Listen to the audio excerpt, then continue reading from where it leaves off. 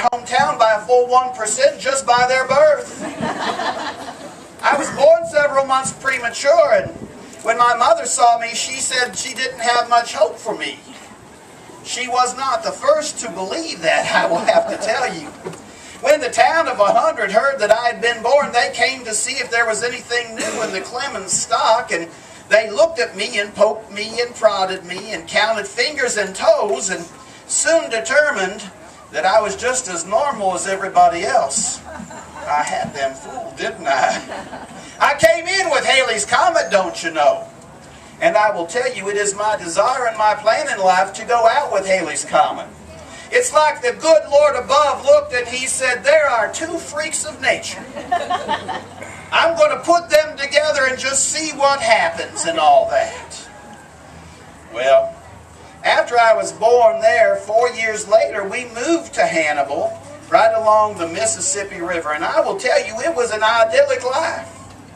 I cannot remember when I started smoking cigars, but I do know I started smoking cigars when I was living in Hannibal. I started smoking them publicly after my daddy died. He died when I was 11.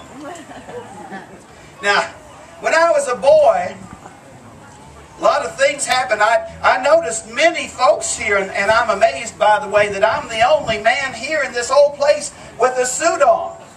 You would think when they came to hear music like this that folks would dress up for an occasion like this.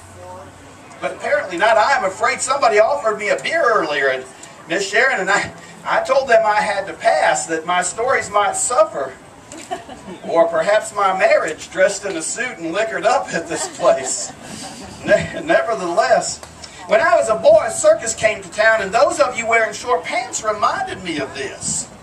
Because the barkers from the circus went out and about all through Hannibal, and they said that boys that wore long pants could get into the circus for a quarter.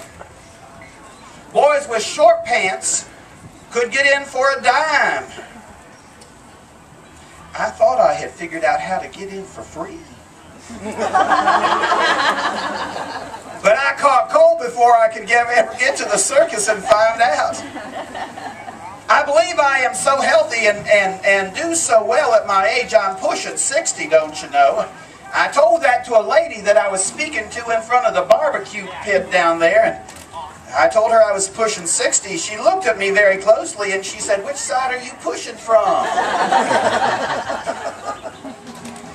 I did not know what to think about that. You may have heard me speaking up on the big stage. I told them that when I was walking through, folks are very friendly. A little boy came up and hugged me down on the bank of the river there and hugged me tight and said, "I love you." And I said, "I love you too."